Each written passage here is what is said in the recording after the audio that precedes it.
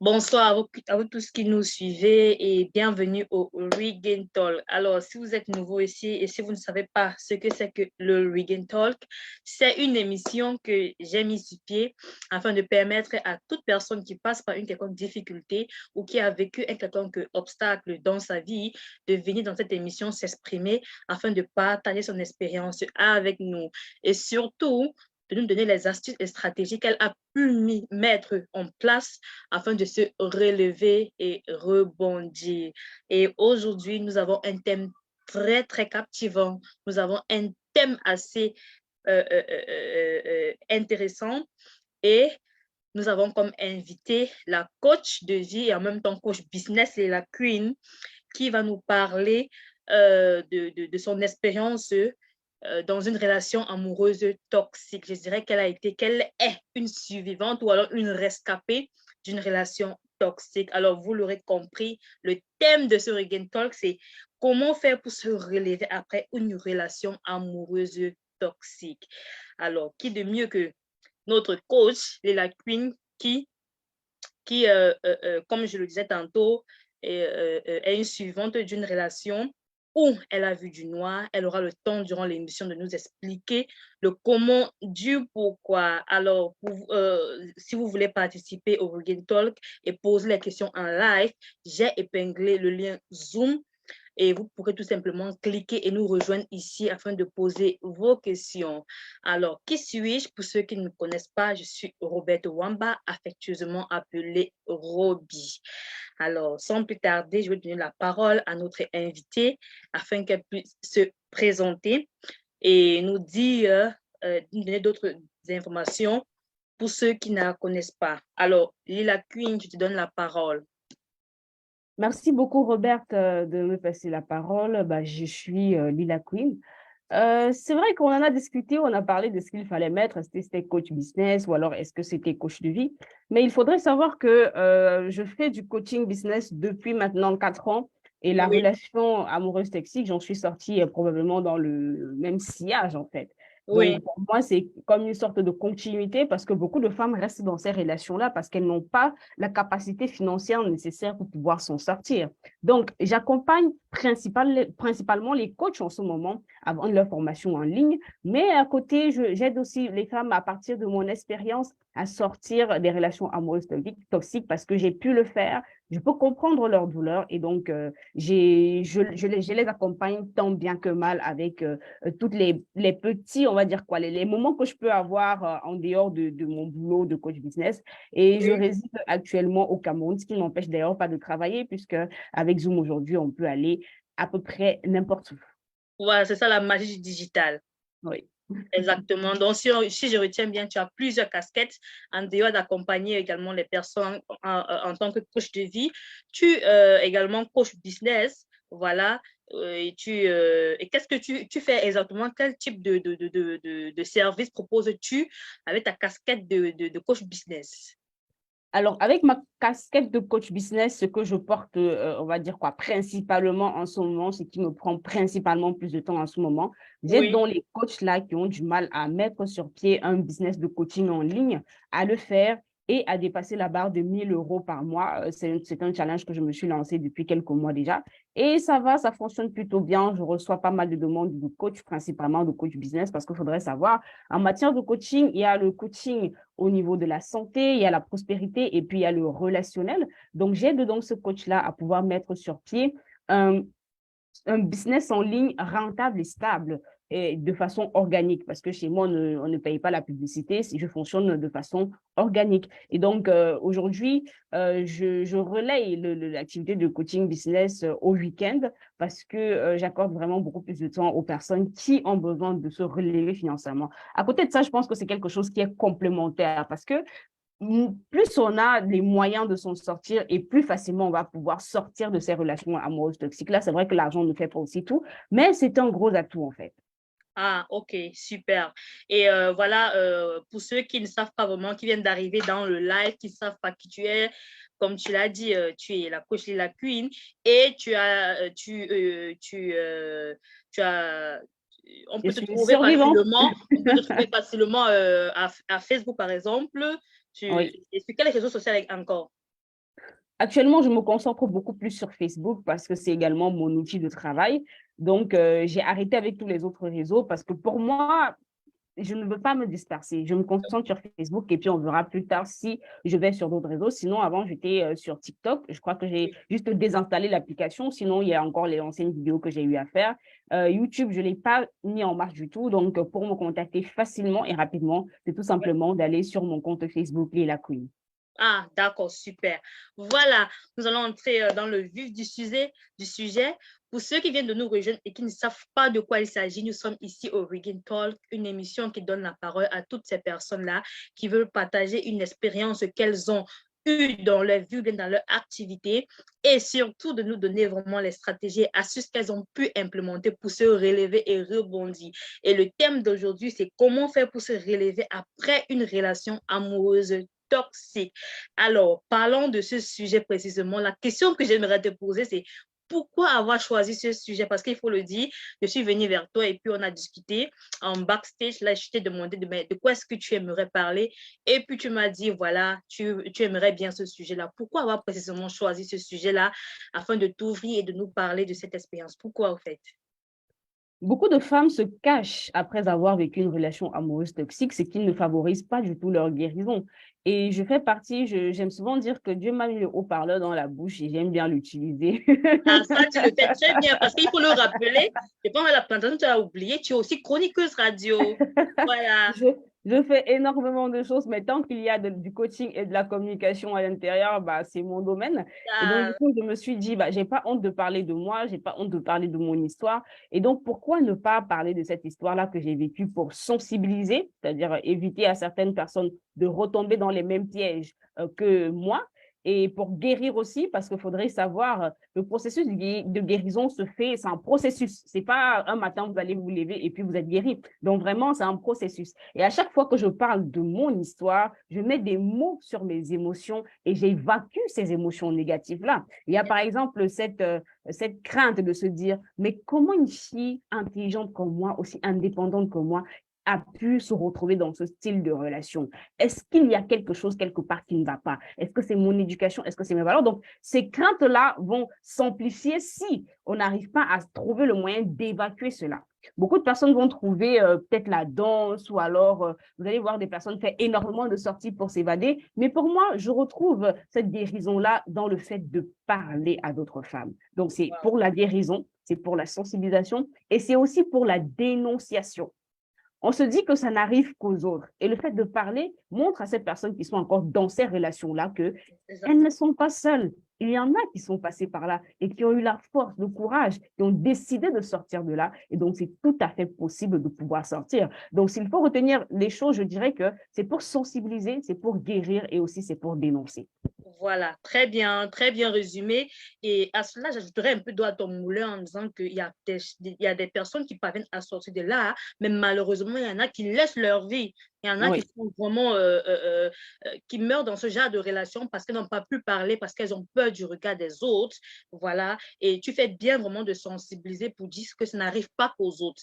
C'est pas parce qu'on a reçu une mauvaise éducation ou parce qu'on est moins intelligent. Non, en matière d'amour, franchement, l'expérience a montré que quand tu es vraiment amoureux, tu te retrouves en train de faire certaines choses que tu n'aurais même pas imaginées.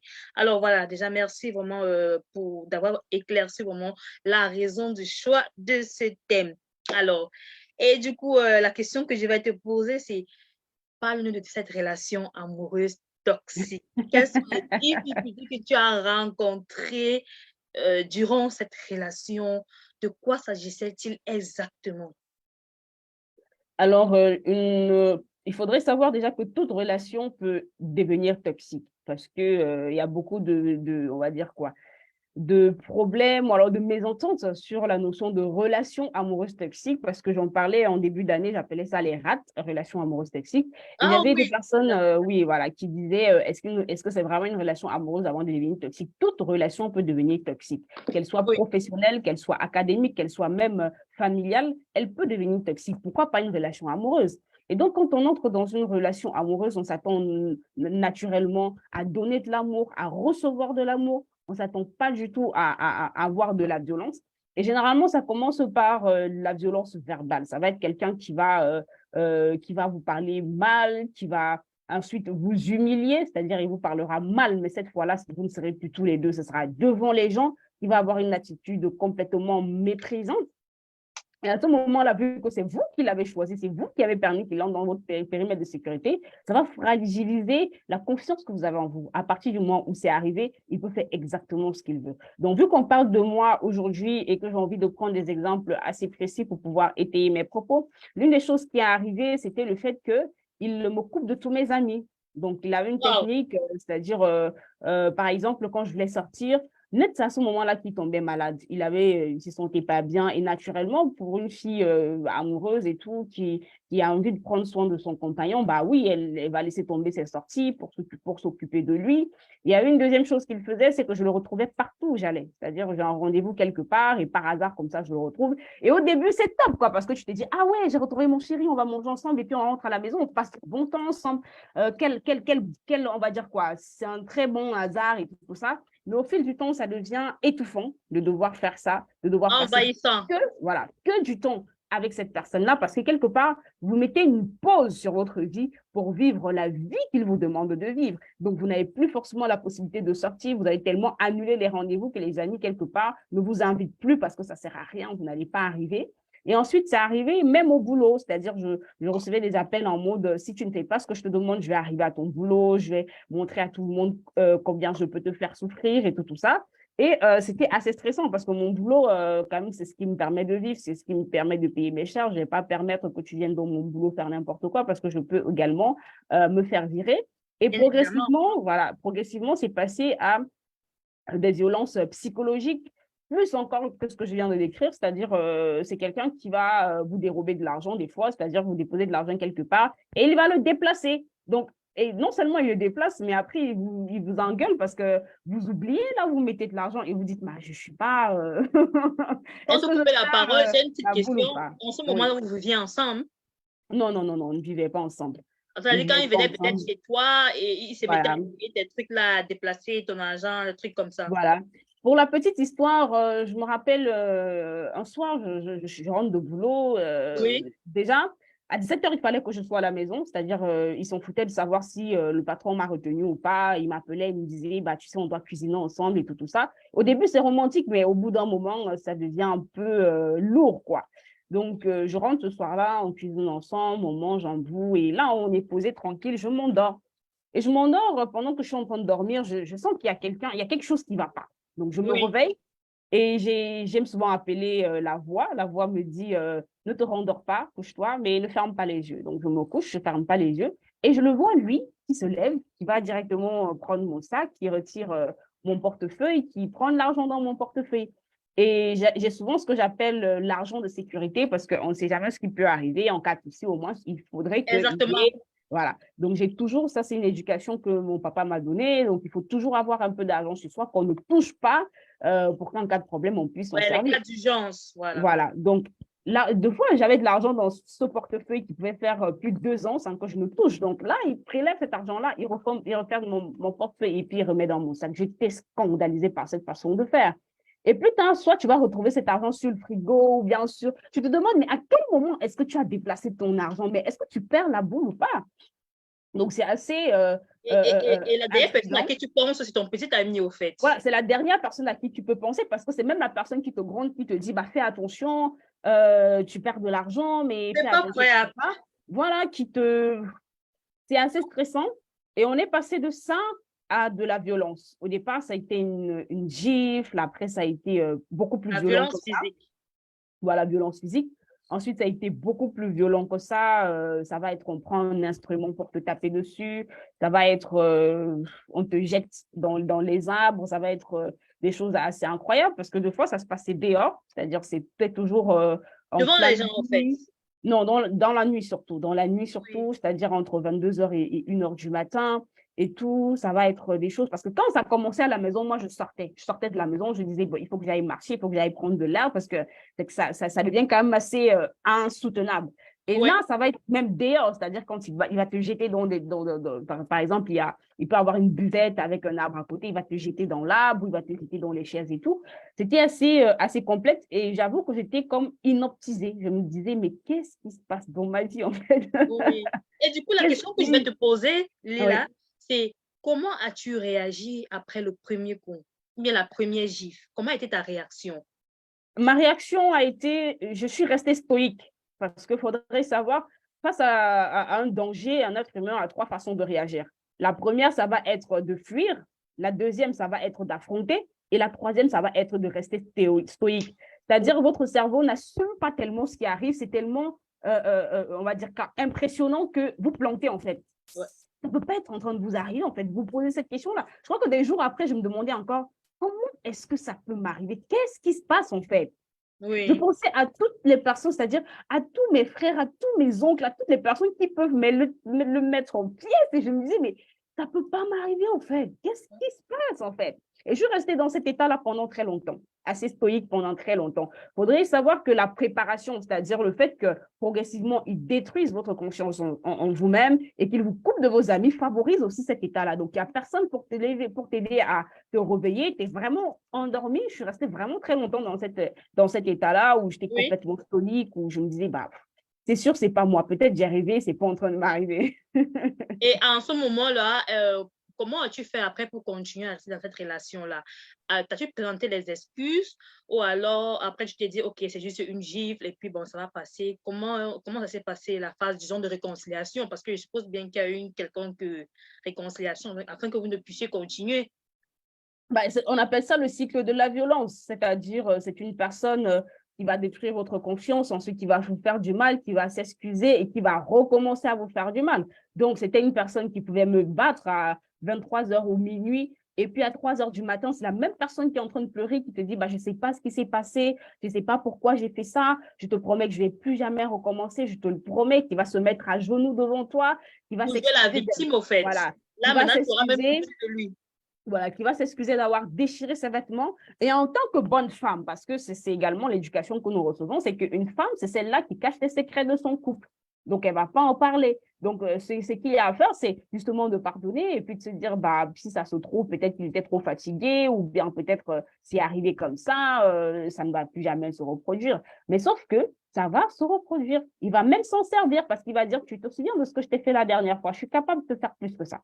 Effectivement. Et je pense que ce genre de personnes, disons, narcissiques, ont le temps de vraiment bien préparer leur couple. Parce que comme tu l'as précisé au départ, il a eu le temps de te séparer de tes amis, de ta famille. Voilà. En ce moment-là, tu n'as même plus le courage d'aller facilement aborder ces personnes-là parce que tu es déjà un peu écarté de leur vie.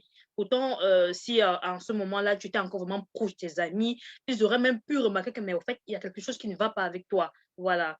Donc, Mais il y a une précision que je veux faire, c'est qu'il faut faire très attention. Je ne peux pas tout lui mettre sur le dos, c'est très important, parce que ce genre de personne profite d'une certaine situation. Moi, j'étais déjà un peu éloignée de ma famille et je n'étais pas aussi très, très proche de mes amis. J'étais une personne qui aimait très rester seule, qui appréciait sa solitude. Donc, ah, je crois OK. que voilà, il m'a coupé de un ou deux amis et pas plus que ça. Je ne vais pas non plus dire que c'est lui qui m'a rendu casanière. Moi, j'étais vraiment une personne casanière à la base. Parce qu'il Mm. faudrait savoir, j'ai travaillé pendant 5 ans en tant que comptable et pendant cette période-là, j'étais vraiment beaucoup seule. Pendant 3 ans, j'étais vraiment seule dans mon bureau et puis mon patron n'acceptait pas forcément qu'il y ait des gens qui viennent. Donc, j'avais cette habitude-là d'être seule, de sortir le matin à 7 heures, d'aller bosser, de revenir à 19 heures sans forcément parler à des gens.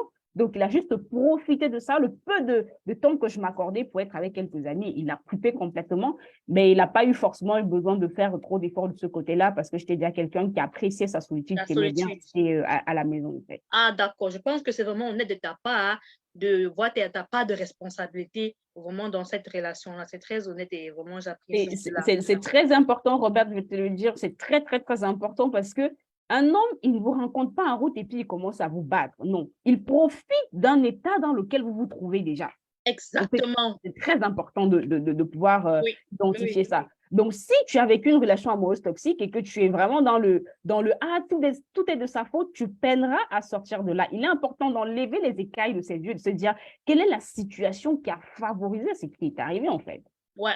Puisque tout n'arrive pas d'un coup d'éclair, il y a toujours un début à chaque chose. Voilà. Voilà, exactement. Et voilà, et déjà, j'aimerais te demander combien de temps as-tu duré dans cette relation? Combien de temps? Un peu plus de 3 ans. Ah, d'accord, ok. Et à quel moment t'es-tu dit, là, c'est la goutte qui a débordé le vase, il faut que je quitte ces relations? À quel moment, ou bien, disons, quel est l'événement, ou bien cette chose-là qui t'a mis la puce à l'oreille en te disant, non, là, il faut que tu quittes cette relation, il faut que tu arrêtes tout. À quel moment est-ce que ce déclic, voilà, à quel moment est-ce que ce déclic est arrivé?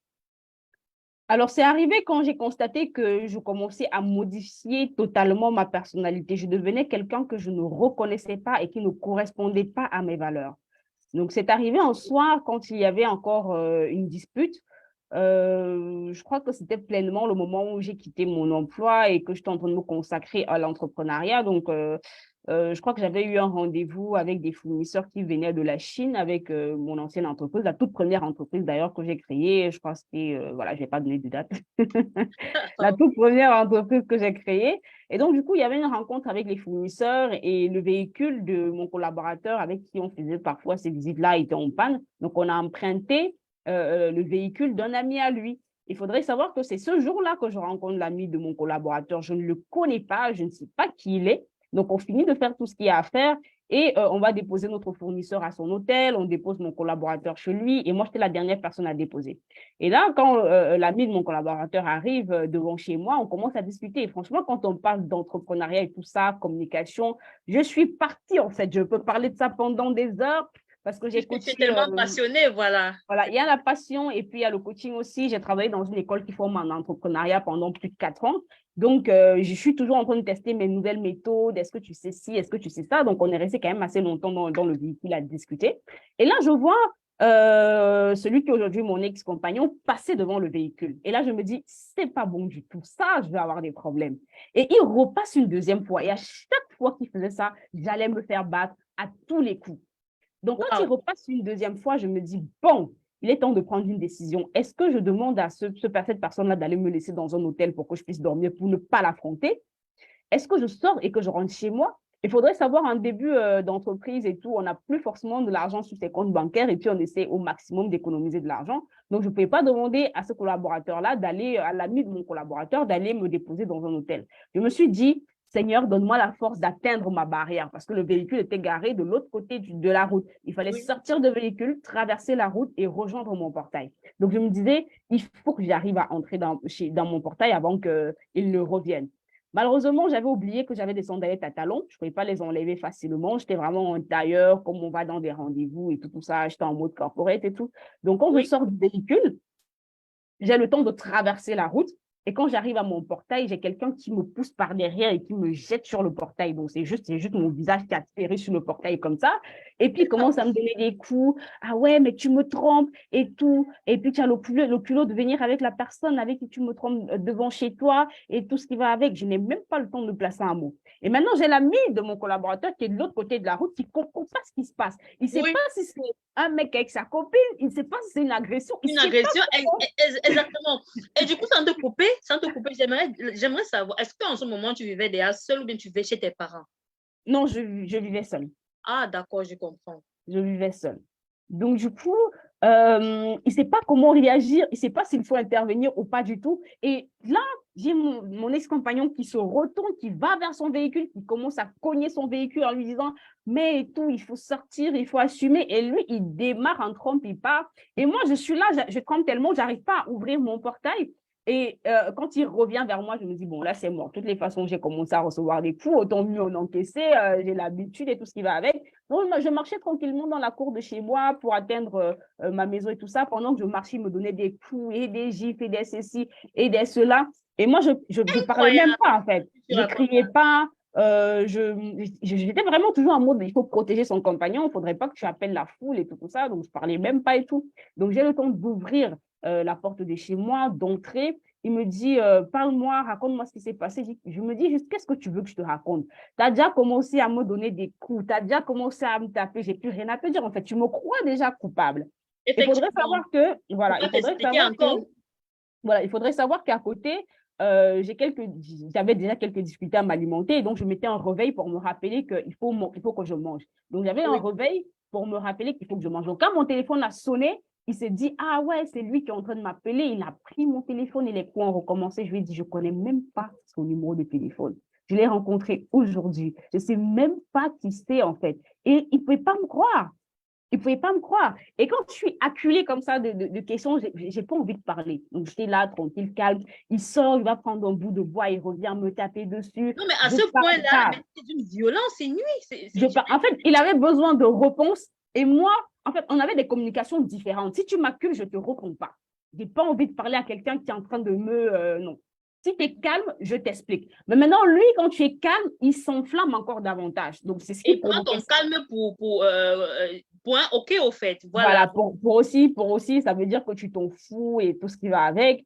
Voilà. Donc, et généralement, je dis souvent au couple, c'est très important d'apprendre à se connaître, de savoir comment est l'autre. Moi, je ne parle pas que Exactement. si tu m'accules. Franchement, je n'ai aucune envie de parler. J'estime que ce n'est pas le moment de se parler. On ne va pas se comprendre du tout. Et lui, Exactement. il veut savoir tout, tout de suite et maintenant. Donc, c'était ça, en fait. Et Donc, c'est pas après t'avoir donné des coups qui va obtenir une réponse. Comment voilà, donc, espérer c'était ça. c'est très compliqué Donc là. là, il va prendre Moi, je rentre chez moi, je me change tranquille. Je me change Oui. et tout. J'enlève tout, ma jupe tailleur et tout, mes chaussures à talons, tout ce que vous voulez. Et je m'enculotte avec un simple haut et tout ça, tranquille. Et je me dis, bon, moi, je vais voir jusqu'où ça va aller. Et là, il continue. Je me dis, bon, OK, je sors quand même de chez moi parce que ça commence à me saouler. Et quand je sors de chez moi, il me suit. Il me Non, mais c'est suit, ça. Ça, c'est une il histoire m'arrache mes comme dirait chaînes. Amanchi, une histoire digne Voilà, d'un voilà. Et film. ça se passe dans la nuit, donc il n'y a personne qui peut intervenir. Et puis, de toutes les façons, moi aussi, je ne crie pas, je ne demande pas à l'aide, comme ça se passe. Moi, j'ai aucune envie de Tu me n'avais pas donner de un voisin? spectacle. Si j'avais des voisins, mais mes voisins aimaient tellement qui il était, parce que c'était une personne qui te tape entre 22h et 1h du matin, et c'est aussi une personne qui va débarquer dans ta cité avec des petits cadeaux, des petits fours, parce qu'il savait Ouais. exactement ce que j'aimais, des croissants bien chauds, qui va revenir avec tout ça. Et toutes mes voisines, j'en avais même qui le draguaient, en fait, qui disaient, bah ouais, tu sais, elle n'est pas très fraîche, elle sort pas beaucoup, si tu veux être avec nous. Je dis, maman, vous n'avez qu'à le prendre. Prenez-le! Ce Quand genre de vous êtes personnes vous semaines avec qui ont, lui. disons, deux personnalités, au fait. Voilà. Voilà. Juste une seconde pour moi, le temps de rappeler à tous ceux qui viennent de nous retrouver ici en live, de rappeler vraiment le thème. Vous êtes ici au Regan Talk, l'épisode 5, et le thème de ce soir, c'est comment faire pour se relever après une relation amoureuse toxique. Et notre invitée, Lila Queen, nous parle de son expérience. Elle est une survivante d'une relation toxique. Elle a été victime, mais aujourd'hui, par la grâce de Dieu, elle a pu se relever, elle a pu guérir. Et actuellement, elle nous parlait des difficultés qu'elle a eues dans cette relation et, et de la goutte d'eau de ce moment où elle a eu un déclic et où elle s'est dit non, il faut qu'elle quitte la relation. Voilà. Alors, si vous avez des questions durant le live, laissez les questions en commentaire. Et, juste avant la fin, on aura le temps de répondre à vos questions. Et si vous voulez également intervenir durant le live, c'est très simple. Rejoignez-nous ici à Zoom et vous pourrez poser toutes vos questions. Alors, merci à tous ceux qui nous suivent depuis Facebook.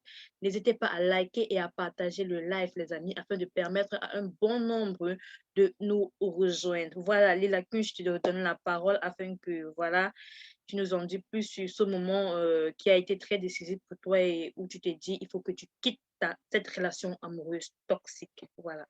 Donc, j'étais en train de dire que finalement, on se retrouvait dans la rue parce que j'avais décidé de sortir de la maison, d'aller prendre l'air. Donc, on se retrouvait dans la rue. Les choses se passaient cette fois-là dans la rue. Et à un Oui. moment donné, j'ai eu un déclic. J'ai eu quelque chose qui s'est passé. Et moi, je me suis dit, non, ça suffit. Ça fait déjà un moment que tu me tapes et je ne réagis jamais. Le prochain coup que tu vas me donner, je vais le rendre. Je ne savais pas d'où Wow. me donner la force.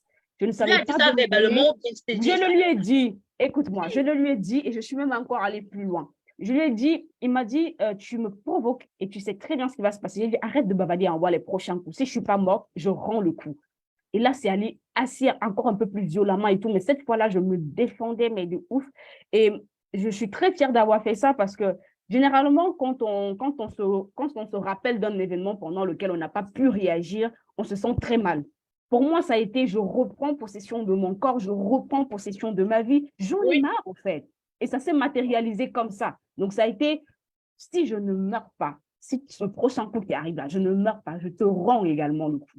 Donc, c'est allé vraiment assez violemment. Et là, je pense qu'il pensait que tu blaguais, au fait, puisqu'il ne t'avait jamais Oui, vu. il ne m'avait jamais vu comme ça. Je lui avais donné tout le contrôle de tout dans ma vie et il ne m'avait jamais vu comme ça. Finalement, je vais te dire jusqu'à quel point c'est arrivé. Pour moi, la personne avec qui je m'entendais pour prendre des décisions, même dans le business, c'était cette personne-là. Donc, il y avait des projets dans lesquels je voulais investir qui me disaient non, n'investis pas dans ça, donne-moi plutôt l'argent, on va investir ailleurs. Et sur des projets que je ne trouvais même pas rentables et tout. Donc, c'était vraiment quelqu'un, pour moi, c'est cette place-là que je donne à mon compagnon. C'est vraiment une personne avec qui j'ai envie de prendre des décisions, avec qui j'ai envie de Bien grandir. évidemment, c'est ce Mais qu'il devrait être. ce soir-là, j'ai repris possession de ma vie. Je me suis dit, stop, j'en ai marre et tout, ça suffit. Mais ce qui m'a fait dire, non, là, ce n'est plus moi, c'est la violence. Moi, voilà, c'est la violence. Parce qu'il faudrait savoir, pendant 2 ans, il me tapait et je n'avais jamais réagi. Je n'avais jamais crié, je n'avais jamais rendu le coup, je n'avais jamais appelé de l'aide. Mais ce soir-là, quand j'ai vu ma réaction, je me suis dit, je ne suis pas loin de ces femmes-là qui finissent par prendre le couteau et qui commettent un crime. Parce qu'au bout d'un moment, tu ne sais même Tu plus en où as tu marre, es. tu en as Voilà, marre, au fait. Tu te dis, mais ça, c'est la goutte d'eau. voilà. Voilà. Et C'est à comme ce un moment-là, réveil de conscience. Tu te dis, mais quand même, ta vie a un sens, ta vie a de la j'ai valeur. une mission de vie, j'ai une vision, je suis une personne à part Effectivement, entière. Avant d'être en couple, et ça, je le dis à toutes les personnes qui sont en couple, avant d'être en couple, vous êtes une personne. Et si vous arrêtez de vous développer, le couple va mourir. Vous ne pouvez pas arrêter de vous développer aux dépens de votre couple. Vous avez besoin de votre espace, vous avez besoin de vivre vos propres événements en dehors de votre couple. Sinon, même quand vous allez vous retrouver, vous n'aurez plus rien à vous dire parce que vous êtes tout ensemble. Donc, ce soir-là, j'ai repris le pouvoir sur ma vie, mais c'est la façon avec laquelle j'ai repris le pouvoir qui ne m'a pas intéressée du tout. Et je me suis dit non, il faut que j'arrête ça tout de suite parce que vu comme c'est parti, un soir dans un désespoir, tu peux prendre un caillou, tu vises sa tête et puis lui, il est mort ou bien lui-même, il peut en arriver à mettre fin à tes jours. Je me suis dit non, effectivement, ça effectivement. suffit. Donc, Voilà. c'est ça qui a Et été pour moi après, le déclic. voilà. Et après cela, la relation a pris fin ou bien qu'est-ce qui s'est passé? Comment est-ce que la relation a pris officiellement fin? Je me connaissais assez bien, c'est vraiment l'une des forces que j'ai et c'est ce que j'ai beaucoup tiré de ces moments de solitude que j'ai passés ensemble et c'est ce que je donne également dans les formations que je fais avec ces personnes-là qui ont besoin de se recentrer sur elles-mêmes. C'est que les moments intimes avec moi-même, miam, comme j'appelle souvent, m'ont permis d'apprendre à savoir qui je suis. Et donc, j'ai toujours un détonateur, j'ai toujours quelque chose pour me dire non, stop. Et quand je me suis dit, il faut que j'arrête cette relation, je savais exactement quoi faire. J'ai appelé ma mère, c'est-à-dire j'ai fait une liste. À ce moment-là, je réagissais comme un robot. Je me suis dit, allez, Kenny, tu ne réfléchis pas parce que si tu réfléchis, tu vas revenir sur tes décisions.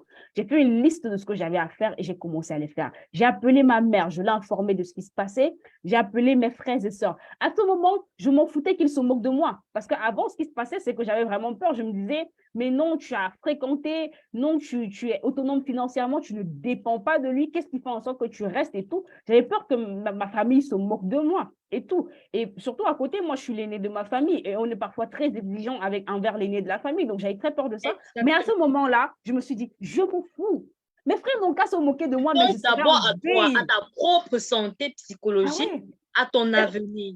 Mes Wow. frères vont se moquer de moi, mais ils vont se moquer d'une personne en vie. Ils vont se moquer d'une personne qui n'est pas dans une brigade parce qu'elle a commis un meurtre. Donc, j'ai appelé mes frères, j'ai appelé ma mère, j'ai appelé tout le monde. J'ai appelé même ses parents aussi. Hein. J'ai appelé ses parents et puis Ah je bon? leur ai dit, bah oui, que j'ai appelé ses parents au bout d'un moment parce que j'ai appelé toute ma famille. C'était déjà pour me stopper moi, mais il fallait que quelque part, j'arrive à le stopper lui. Oui. Pour qu'il Donc, n'y ait pas facilement une autre victime, que ses parents au moins voilà. sachent que Pour voilà moi, comment c'était est-ce même que leur pas fils se pour comporte. moi, c'était même pas ça. Pour moi, c'était un moyen de partir. Un Ah, moyen vraiment de partir. Parce qu'il faudrait oui. savoir, chez eux, on m'avait aussi adopté parce que je ne suis pas entrée dans leur famille passant par lui, je suis entrée passant par ses frères. Donc, j'étais une amie de ses frères. C'est comme ça que cette D'accord. relation-là a commencé. Donc, il fallait que j'arrive à me déconnecter de tout. Et la décision de me déconnecter de tout a été prise le lendemain quand il m'a appelé. Il m'appelle, il me fait chouchou, tu sais, je suis à l'hôpital parce que j'ai mal à l'œil, parce que le médecin il dit que quand tu m'as giflé, ton vernis est entré dans mon vernis et puis c'est entré dans tes Sans yeux. blague, Et sans blague. là, on est en train de me dire qu'on va Non, mais m'opérer j'ai de envie ça. d'éclater de rire là. Et faudrait savoir, je ne savais pas qu'un noir pouvait avoir des bleus. Et je suis arrivée au boulot, tout le monde m'a dit, mais tu as dormi où? Ça me faisait des grosses taches de sang partout sur Oui, mon ouais, corps des comme bleus. ça Mhm. et tout. Et tout le monde me disait, mais tu as dormi ou tu es différente, tu as le visage qui est enflé, tu as les bleus de partout. Et quand il m'a appelé, qu'il m'a dit, chouchou, tu sais, on va m'opérer de l'œil, j'ai dit, ça là seulement, je vais te bloquer. Tu sais même pas encore qui je suis. Tu sais, les femmes, généralement, quand elles arrivent dans une relation, elles tuent un peu leur personnalité parce qu'on veut respecter la personne qui est là. On veut respecter le leadership de la personne qu'on a choisi pour être notre compagnon. Moi, je lui ai dit, tu ne sais même pas encore qui tu es en face de toi. C'est-à-dire que pendant 2 ans et demi, là, tu marchais avec quelqu'un, mais tu ne savais pas qui elle était. Donc là, ce que j'ai fait, je me suis dit, bon, je vais trouver le moyen de te stopper. Il m'appelle, il me dit, je lui dis, mais est-ce que tu as pensé à moi? Est-ce que tu as pensé au nombre de coups que tu m'as donné à la tête? Ce qui m'a sauvé, Pendant pratiquement 3 ans, il faut le dire. ce qui m'a sauvé, ce soir-là particulièrement, ce qui m'a sauvé, c'est que j'avais une perruque. Parce que ce jour-là, quand il faisait chaud et qu'il y avait de la sueur, j'avais le cuir chevelu qui piquait, donc j'avais des micro-fissures même au niveau de la tête. Je me disais, mais est-ce que tu sais ce que tu m'as fait à moi? Tu es là à pleurer que je t'ai mis le vernis dans l'œil, quand je t'ai giflé, et toi, tu m'as donné des coups à la tête, donc tu te soucies même pas de moi, en fait. Et là, il est revenu le soir, il me dit, mais tu égoïste, au fait. Il est revenu le soir, il m'a dit, mais tu sais, c'est des choses qu'on peut arranger. Il dit, tu sais même pas encore ce qu'il y a dans mon cœur. Donc là, j'ai appelé sa maman, j'ai envoyé un message à sa maman, j'ai envoyé un message à son papa et je leur ai dit, il faut que je vous parle. Et là, quand ses parents lui disent, mais il y a Alex qui nous envoie le message pour nous dire qu'il faut qu'elle parle avec nous, qu'est-ce qui se passe? Imaginez ce qu'il a eu le culot de dire. Non, tu sais, papa, maman, c'est parce que j'ai rompu la relation et elle n'accepte pas. Non, il n'a pas pu faire ça. Il n'a pas pu faire ça, Lille. Et donc, du coup, heureusement, ce qui me sauve, c'est que j'aime souvent dire que partout où vous vous trouvez, exprimez clairement qui vous êtes. Et donc, ses parents savaient exactement qui j'étais. Ils connaissaient mes valeurs, ils connaissaient ma façon de fonctionner, ils connaissaient ma façon d'être. Et donc, sa mère, ce qu'elle fait, c'est qu'elle me dit, OK, avant que tu ne viennes à la maison pour parler avec papa et moi, je veux te parler en aparté. Et là, sa mère, elle me prend en aparté et tout, on discute et tout, avant que je ne rejoigne maintenant leur maison où on a fait une réunion avec son père, sa mère et un de ses grands frères où on a discuté et tout. Et je leur ai dit, j'ai aucune envie que cette histoire aille dans les tribunaux. Franchement, je veux que ça se tasse. Et c'est pour ça que j'ai tenu à vous prévenir. Et voilà, je veux juste que ça prenne fin et tout, voilà. Donc, mais ça ne s'est pas arrêté là. Il ne voulait pas me laisser partir. C'est quelqu'un qui allait. Ça ne peut pas être aussi facile, voyons. Voilà. Mais pour moi, le fait que j'ai appelé mes parents, parce que c'était vraiment quelqu'un que j'aimais beaucoup, c'était quelqu'un avec qui je me voyais faire ma vie, avec qui je me voyais faire mes enfants. Et quand j'ai appelé mes parents, c'était pour moi une façon de dire, je n'allais jamais plus revenir avec cette personne-là pour dire, je vous présente mon fiancé ou quelque chose comme ça. Ça n'allait plus être possible du tout. Mais il fallait s'arranger à ce qu'il y ait réellement une séparation entre nous. Donc, c'est quelqu'un qui allait revenir chez moi, qui allait 2 fois pleurer, qui allait 2 fois menacer.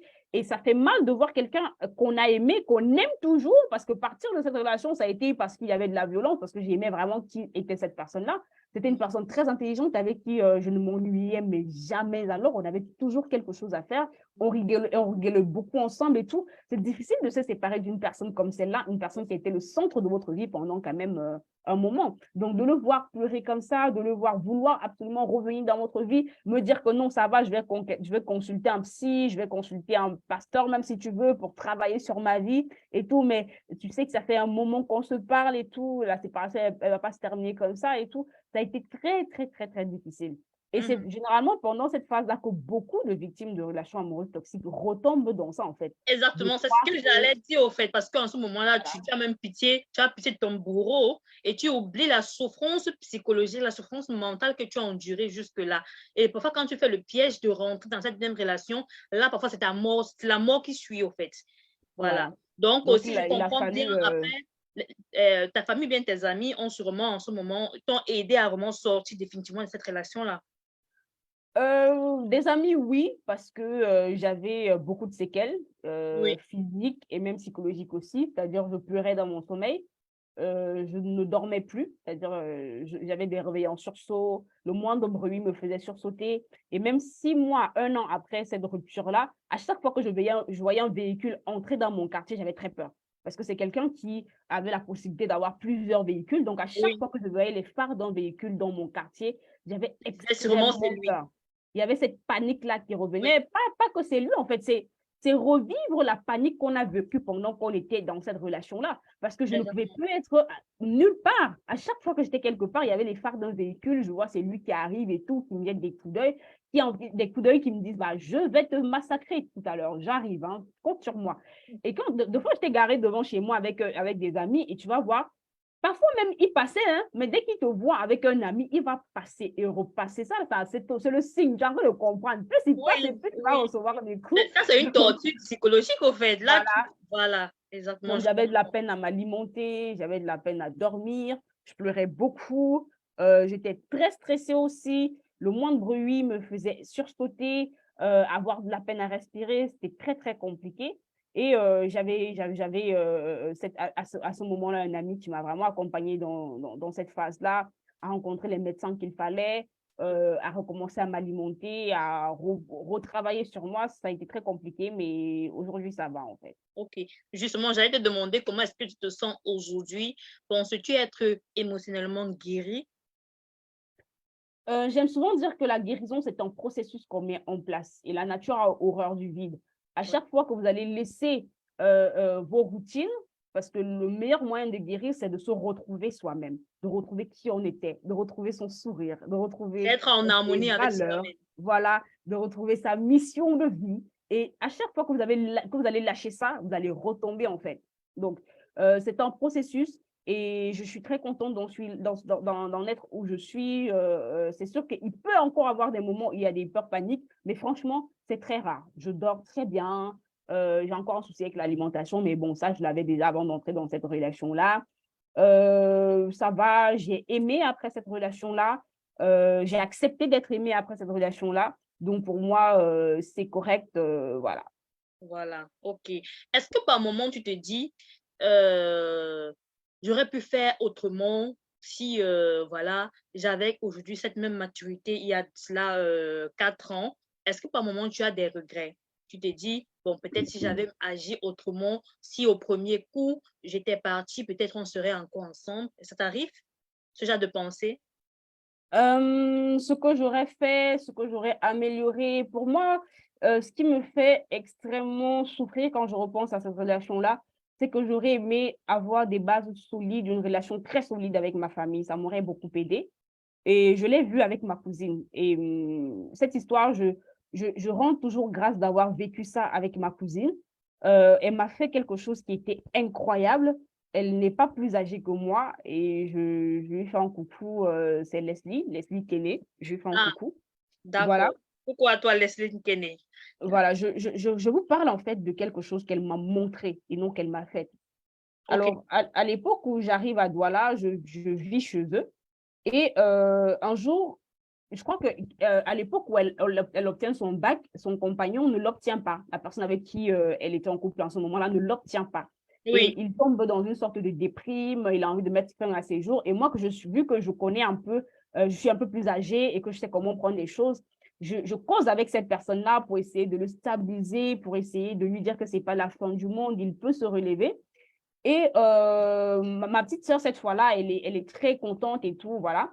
Et 2 semaines ou 3 semaines plus tard, il va se passer quelque chose, c'est-à-dire j'ai ma soeur qui est malade et je lui dis, bah, est-ce que ton copain, il est au courant? Elle me dit non, je prends l'initiative de discuter avec lui parce qu'on avait déjà l'habitude de discuter ensemble. Et lui, il me raccroche au nez pendant La la copine à ta discussion. sœur, Donc, le quand copain à lui, ta sœur. il me raccroche au nez pendant la discussion, ce qui va se Wow. passer, c'est que, oui, il va me raccrocher au nez. Moi, ça ne va même pas m'énerver. On se comprend un peu? Ça ne va Oui. pas m'énerver. Mais quand je vais le lui dire à elle, sa réaction sera incroyable. Ah Elle bon? va dire, s'il ose manquer du respect à ma grande sœur, c'est qu'il peut manquer du respect à mes parents, c'est qu'il peut me manquer du respect à moi, et donc cette relation est terminée. Waouh! Elle avait du cran, hein? Non seulement il y a eu cette réaction-là, mais je l'ai vue dans un état, je ne l'avais jamais vu comme ça. Je ne l'avais jamais vu comme ça. Mhm. Et ce qui a provoqué sa réaction, c'était qu'elle a reçu tellement d'amour qu'elle n'est pas en train de quémander de l'amour. Effectivement. À chaque fois qu'elle va avoir quelque chose qui va aller à l'encontre de ses valeurs, très rapidement, elle aura le déclic pour dire, cette situation-là, vu comme Ça c'est ne en peut train pas de continuer. commencer là, il faut que je stoppe ça tout de suite. Très vite. Exactement.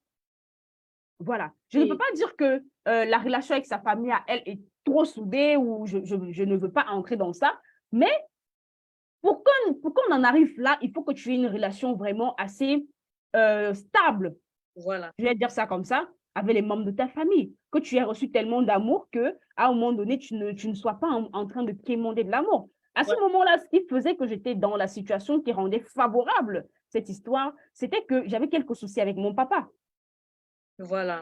Et donc dans la relation, je cherchais un peu mon père à travers cette relation-là. Je cherchais un peu l'amour de mon père à travers cette relation-là. Donc, c'est quelque chose c'est une relation qui se serait passée différemment s'il y avait eu ce petit aspect-là qui avait été réglé, en fait. OK. Peu importe, même si on entre dans une relation avec un homme qui est stable émotionnellement et que dans la relation, on cherche son père, ça va mal se passer. Ouais, très mal, très mal. On ne peut pas demander à son compagnon de jouer le rôle de compagnon et de jouer le rôle de père en C'est même temps. impossible, c'est Il y a des impossible. choses qu'il ne pourra pas faire. C'est de On lui va pas faire. demander plus qu'il ne peut en donner. Donc, Ouais. voilà ce que moi, j'aurais voulu. Aujourd'hui, ça va beaucoup mieux avec mon père. On a pu, du moins, moi, j'ai pu stabiliser les choses, accepter certaines choses, faire la paix avec certaines choses. Ce qui fait que si j'avais connu cette relation-là dans un moment comme celui-ci, il y aurait certainement moins de violence. Ouais. Et tu serais peut-être parti au premier coup. Voilà. Voilà, il y aurait eu moins de violence. Donc, à ce Voilà. niveau-là, j'aime souvent dire au papa, construisez de très belles relations avec vos filles parce que, on va dire quoi, la perception des choses qu'elles ont de l'amour part aussi de la relation que vous avez eue avec elles. Si vous Effectivement. lui rappelez qu'elle est une princesse, si vous lui rappelez qu'elle est belle, si vous lui rappelez qu'elle a de l'estime, Mm. il y a très peu de chances que quelqu'un vienne de dehors massacrer ça d'un coup comme ça. Voilà, et j'ajouterais aussi qu'il est important de créer vraiment ce pont de discussion avec ses enfants, avec les filles en Voilà, particulier, parce il faudrait que l'enfant sache que si j'ai un problème, il peut facilement aller vers mon père afin de lui parler. Mais si déjà tout il y à a fait. une distance, s'il n'y a même pas la possibilité de communiquer, la dernière personne à qui elle voudra parler, ce sera son père ou alors sa mère. Donc, les relations Ouais. entre parents et enfants sont vraiment très, très importantes. Alors, merci vraiment à tous ceux qui nous suivent depuis Facebook ou bien qui viennent d'arriver dans le Zoom. Vous êtes ici au Origin Talk, épisode 100. Et aujourd'hui, nous parlons d'un thème très intéressant. Comment faire pour se relever après une relation amoureuse toxique? Et notre invitée, Lila Queen, nous parle de sa douloureuse expérience. Elle est une survivante d'une relation toxique et elle a eu déjà à nous expliquer les difficultés qu'elle a eu à rencontrer durant cette relation et ce moment fatidique qui a été comme un déclic où elle s'est dit il faut qu'elle quitte cette relation. Et aujourd'hui déjà, comme elle l'a dit, elle est presque guérie parce que, disons guérie, c'est vrai que c'est un processus, mais elle se porte déjà très bien après cette relation-là. Elle a eu à aimer encore une autre personne et aujourd'hui, grâce à son expérience, vraiment, de nombreuses personnes qui vivent encore, qui sont victimes encore de ce genre de relation, pourront enfin prendre le courage afin de quitter ces relations pour leur propre bien, afin de suivre leur mission de vie, parce qu'il est important de se dire que sur cette terre, chacun a une mission de vie, chacun a une destinée et il ne sert vraiment à rien de rester cloué dans une relation où on n'est pas en paix avec soi-même, où on n'est pas heureux.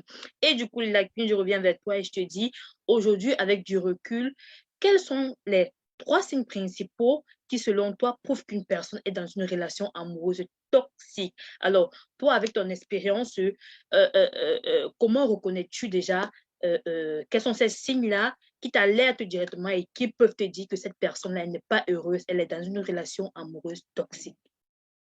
Vous savez, quand on est sous la coupe d'une relation comme celle-là, on perd son identité. Oui, On est très indécis. Donc, à chaque fois qu'on va poser une question à cette personne-là, ce sera une personne qui ne va pas forcément répondre, qui a besoin d'aller consulter la personne sous la coupe de qui elle est. Ce sera une personne qui a totalement perdu de son énergie et de sa joie de vivre. Mais ça oui. encore, il faut être très fort pour l'observer parce que l'être humain a cette force, cette capacité de pouvoir cacher les choses. Parce que Ah oui, pendant que je vivais tout ça, je voyais toujours mes frères, je voyais toujours des amis à moi qui n'arrivaient pas à détecter qu'il y avait quelque chose qui n'allait pas. Il y avait quelques personnes seulement qui se disaient, tu es différente. Et c'est oui, tout ce qu'il pouvait dire. Tu es différente. Ton sourire, il est cassé. Ta mine, elle est brisée. Tu es fatiguée. C'est souvent ce que je recevais venant de mes amis assez proches qui me disaient, tu es fatiguée, tu as l'air beaucoup plus fatiguée. On a l'impression qu'on ne te reconnaît pas. Donc, il y a oui, ça. la perte de l'indécision, le fait d'être indécis, le fait que la personne réagisse différemment par rapport à la personnalité que vous aviez connue avant d'elle, le fait que la personne soit en manque d'énergie, que la personne soit fatiguée, parce que la violence psychologique, normalement, ça vous fane. Quoi que vous fassiez, ça Ouais. vous fane. Vous perdez même un peu de votre beauté, au fait. Voilà. Voilà, aussi simplement. Et puis, ça va être aussi quelqu'un qui sera dans les extrêmes. Donc, ça va être quelqu'un qui peut être très heureuse. Tu es très heureuse quand ton compagnon, il a abondé dans ton sens. Mais ça ne va pas durer. Il va te faire du mal dans 2 ou 3 minutes et puis tu retombes directement. Tu es très triste après. Donc, il va y avoir ça, quelqu'un qui peut être très joyeuse et très triste en même temps. Voilà, il va falloir bien observer cette attitude-là. Ok, d'accord.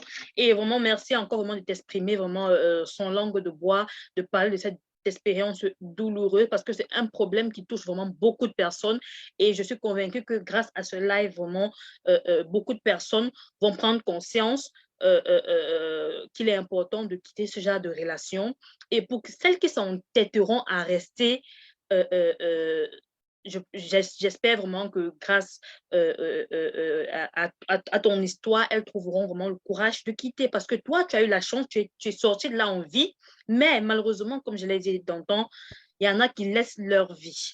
Alors, à ces personnes-là qui, après ce live, vont t'écouter, mais qui n'auront pas toujours la force de pouvoir quitter, quel conseil leur donnerais-tu? Voilà, à ces personnes-là qui se disent, OK, peut-être mon compagnon, il va changer, peut-être après les rendez-vous chez le psychologue, peut-être après un entretien avec ma soeur ou mon frère, il va changer.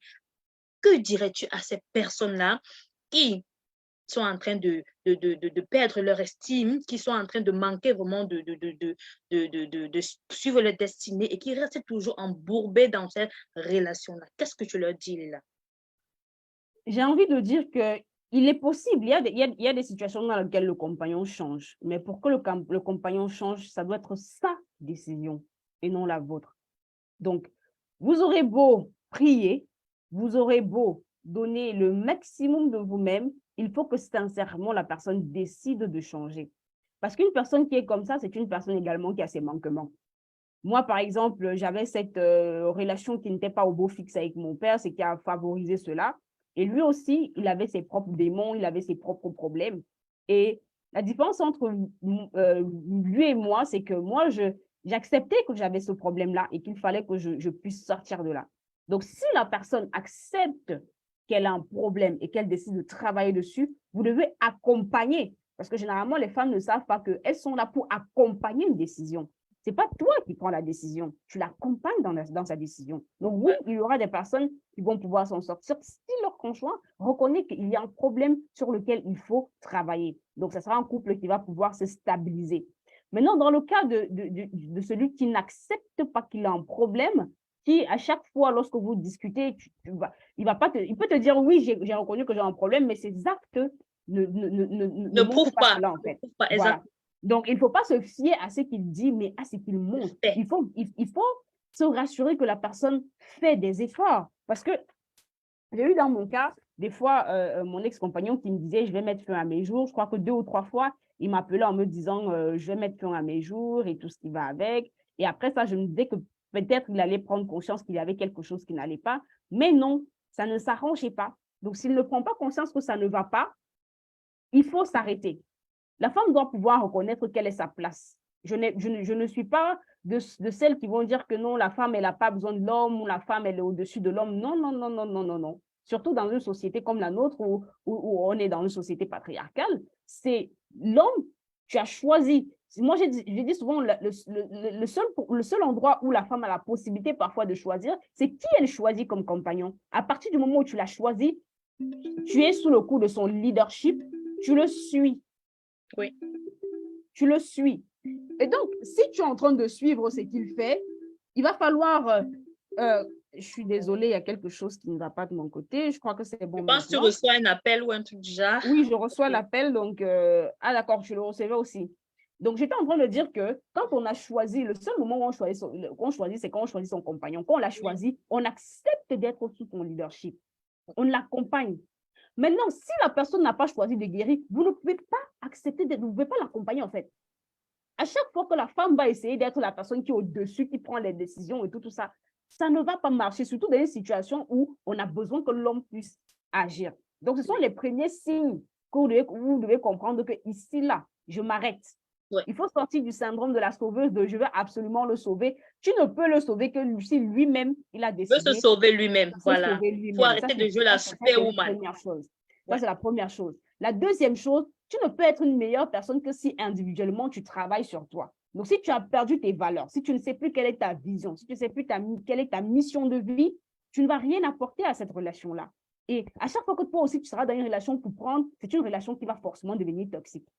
Je fais un clin d'œil aux hommes aussi pour leur faire comprendre qu'il y a des relations dans lesquelles ce sont les hommes qui souffrent. Parce que inconsciemment, la femme prend des choses. Si par exemple, je sortais de cette relation-là et que je ne décidais pas de travailler sur moi, j'allais devenir une personne toxique parce que j'allais entrer dans une relation et essayer de prendre chez l'autre, essayer de prendre plus de joie pour compléter la mienne, alors que ça ne sert à rien. C'est moi qui dois compléter ma joie. Je dois m'entendre avec la divinité qui est en moi pour compléter ce vide qu'il me manque en fait. Donc, Exactement. la deuxième chose, c'est qu'il faut savoir se retrouver avec soi-même. C'est très important quand on est dans une relation. Et la troisième chose que j'aime souvent dire aux femmes, c'est que, OK, toi, tu arrives à supporter. Je vais te poser une petite question. Imagine que tu as un enfant demain. Est-ce que l'enfant là va supporter cet environnement-là? Quelles sont les bases que tu veux donner à ton enfant? Tu veux faire croire à ton enfant qu'une relation amoureuse, c'est une relation dans laquelle papa tape maman? C'est une relation dans laquelle maman empoisonne papa parce qu'elle n'arrive plus à supporter les coups. Parce que faisons attention, un enfant, il ne fait pas ce que vous lui demandez de faire, il fait ce qu'il Il vous fait ce voit que faire. vous faites. Exactement. Et ce genre d'enfant, généralement, il perpétue malheureusement ce cycle. Parce que C'est un enfant la vie, qui maman. va devenir, va devenir, lui, un pervers narcissique ou qui va subir. Ouais. Il va subir l'influence d'une femme qui sera pervers narcissique. Donc, Ouais. il est condamné à souffrir, soit en étant le bourreau, parce que sincèrement, je pense que ces personnes, quand même, à un moment donné, se disent que qu'est-ce que je fais? Pourquoi je tape autant de gens? Parce que mon ex-compagnon, c'était quelqu'un qui pouvait se mettre dans des états incroyables. Je me souviens des premières réactions. Et les femmes, j'aime bien leur dire aussi, observez beaucoup quand vous entrez dans une relation, même avant d'entrer dans la relation. Au départ, Il y quand a les lui et signes moi, qui ne trompent pas. Il y a les signes qui ne voilà. trompent pas. Au départ, quand lui et moi on se disputait, on se disputait, j'avais des personnes qui venaient le calmer et je ne comprenais pas ce Je qui ne se passait. comprenais pas. J'avais même des personnes âgées qui lui vouaient un respect que je ne comprenais pas. C'était au-delà de la frayeur. Je me rappelle avant que je ne me mette en relation avec lui, il y avait des personnes dans mon quartier qui me titillaient. Dès qu'ils ont su avec qui il était en relation, ils m'ont voué un respect que je n'ai pas compris. Et ça dénotait du fait que lui, il est capable de vous réunir même à 5 et il vous tape en même temps. Lui, ils sont fous. C'est des choses qu'il faut voir. Ouais. Il faut savoir analyser. Il faut savoir analyser. Il faut Et savoir savoir en analyser. parler également à ses amis ou à des aînés. Parce que parfois, on n'a pas la maturité de déceler telle ou telle, voilà, telle réaction de son compagnon. Mais quand on en parle à une aînée ou à un ami ou même à ses parents, c'est là ils vont dire, hey, là, il faut faire attention. Cette réaction-là n'est pas normale. Et tu as parlé d'un point très important et tu as dit, quand on décide de rester dans de telles relations, il faut penser aux enfants parce que malheureusement, il y a beaucoup de personnes qui restent dans ces relations parce qu'elles pensent d'abord à elles-mêmes. Mais qu'en est-il des enfants qui vont naître dans cette relation? Quand ils vont vous voir toutes malheureuses, quand ils vont voir comment peut-être papa tape sur maman ou alors l'inverse, comment est-ce qu'ils vont réagir? Ils seront soit, comme tu l'as dit, traumatisés, ils seront soit le bourreau ou la victime. Donc, il est vraiment très important. Tu peux continuer, Lila. Donc, du coup, je suis en train de dire qu'il faut penser au bien-être des enfants pour qu'ils ne deviennent pas des personnes complètement brisées à cause de l'environnement dans lequel ils auront grandi. Et on parle, il y a des enfants qui se sont fait tuer dans des choses comme ça, c'est-à-dire papa en train de bagarrer avec maman parce qu'il veut s'interposer, il reçoit un coup qui est mal placé, et lui également, il est parti.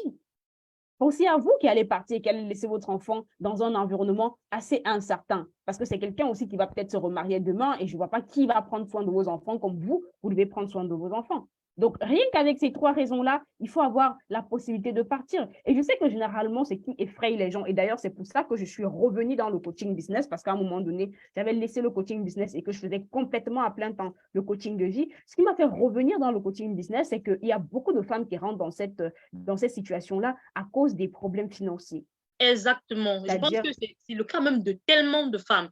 Voilà. Tellement de femmes. Ce Ce n'est problème. pas, ce n'est pas forcément le cas pour tout le monde parce que pour moi, je ne dépendais pas financièrement de lui. J'ai commencé à travailler bien assez jeune. Dès que je suis entrée dans ma vingtaine, j'ai commencé à travailler. Donc, ce n'était pas mon cas, mais c'est le cas de beaucoup de femmes. Parce que des fois, quand je travaille avec les femmes et qu'elles arrivent à sortir de cette relation-là, tu vas aller la sortir d'une relation, elle mange 3 fois par jour. Pour elle la mettre où? Là où tu l'envoies là, elle n'arrive même pas à manger une fois. Elle va retourner là-bas. Elle va revenir. Elle va revenir. Elle va pas se dire que, OK, Au moins, pour un là-bas, elle début, a l'abri. Elle a l'abri du voilà. Si d'autant plus il y a un enfant qui pleure, qui demande à manger, elle va se dire, au moins là-bas, on arrive à manger, même s'il est traumatisé psychologiquement, bon, on va voir ce qu'on peut faire dans ces cas-là après, mais elle va repartir là-bas. Donc, je suis rentrée pleinement dans le coaching business où je travaille principalement avec les femmes. Je crois que depuis le début d'année, j'ai travaillé avec plus de 100 personnes et il y avait 2 hommes seulement parmi les Oui. personnes avec qui j'ai travaillé. Parce que je veux, ce que je mets dans mon coaching business, je prends même une partie du coaching de vie que je connais et que je le mets dans le coaching business. Parce que Oui. je dis, le business, c'est la continuité de la personne que vous êtes. Si vous êtes une personne brisée, traumatisée, émotionnellement instable, il sera difficile pour vous de grandir dans votre business. Exact. Et là, j'ai la possibilité maintenant de donner, je donne, grâce au fait que j'arrive à aider ces femmes-là à gagner de l'argent, elles ont plus de facilité. La facilité même de fuir, parce que des fois, tu veux fuir, mais tu penses à tes bagages que tu vas laisser. Ou parfois, tu veux fuir, tu n'as même pas le transport. Parce qu'il y a des hommes qui font ça. Il y a des hommes qui confisquent tout ce que vous avez. Je me rappelle dans mon cas, de fois, quand je recevais du paiement, des accompagnements que je faisais, parce qu'à l'époque, je travaillais avec des entreprises, il y avait Oui. un problème qui surgissait. Donc, il arrivait, il me disait peut-être, j'ai eu un problème au boulot, il faut m'envoyer de l'argent parce qu'il avait cloné mon téléphone. Donc, il voyait à peu près tout ce qui est les transactions que je faisais et tout ça. Donc, des fois, même, tu n'as plus la possibilité de garder ton propre argent. Argent. Tu n'as plus la Tu possibilité de tires le garder ton piège propre de argent. partout, au fait. Voilà, tu n'as pas la possibilité, tu n'as même pas l'argent nécessaire pour fuir, pour aller même dans une autre ville ou bien pour rentrer même chez vous. Et c'est quelque chose qui me brise le cœur. Parce que tu n'as pas 100 euros, parce que tu n'as pas 200 euros, tu vas te laisser mourir dans une maison. Non, non. Il faut que tu aies la possibilité de choisir. Et j'ajoute énormément, je crois que le premier module que je fais généralement dans mes coaching business, c'est l'aspect challenge tes peurs. Challenge tes peurs, c'est vraiment un challenge que je donne à toutes les personnes. Tu sais quelles sont tes peurs, tu le sais mieux que quiconque. Ouais. Prends la peine de les noter et de les challenger une par une. Ouais. Quand j'ai décidé qu'il fallait que je parte de cette relation, l'une de mes peurs, c'était que ma famille se moque de moi. J'ai écrit ça sur le papier, j'ai coché. Moquez-vous de moi, mais je serai en vie. Il n'y a pas de problème là-bas. On va voir ça après. Pour l'instant, il est urgent pour moi de sortir de cette Pour ta propre vie, pour ta propre survie. Voilà, très important. Aussi simplement. Il est important que je puisse. Et puis, il était très important pour moi qu'on n'aille pas forcément devant les tribunaux parce que je voulais que ça se tasse. Il y a beaucoup de personnes, je profite pour en parler, il y a beaucoup de personnes qui me demandent comment est-ce qu'il le prend que tu parles de ça. Premièrement, l'erreur que je n'ai jamais commise, c'est de prononcer son nom, premièrement. Voilà. Pour son identité, c'est important. Voilà. Je n'ai jamais donné son identité, c'est très important. Oui. Deuxièmement, je ne peux pas nier le bien qu'il m'a fait parce que c'est quelqu'un qui était près de moi quand j'étais malade. C'est quelqu'un qui m'a mené à l'hôpital même à 1h, 2h du mat. C'est quelqu'un qui priait pour moi quand ça n'allait pas. Je ne peux pas refuter tout ce qu'il a fait pour moi de bien. Je ne vais pas le peindre comme étant la personne qui était la plus mauvaise du monde. Non, il avait ses problèmes. J'avais mes problèmes. C'est quelqu'un que je respecte encore aujourd'hui. Ce n'est pas parce que quelqu'un a posé un acte qu'il devient un démon. Effectivement. Voilà, c'est quelqu'un que je respecte. C'est quelqu'un que je prends pour un grand frère. C'est quelqu'un, voilà, j'évite énormément de faire ça. Oui, ouais. Je respecte la personne, je lui dis merci pour tout ce qu'il a fait de bien pour moi, et puis je lui souhaite tout le meilleur du monde, en fait. Voilà. Parce qu'il faut le dire, comme tu l'as mentionné, il a certes son côté sombre, mais c'est avant tout, c'est après tout également, c'est un humain. Voilà. Si tu es resté dans cette relation, il n'y a pas que eu du négatif, il y a aussi eu du positif, comme tu viens de le dire.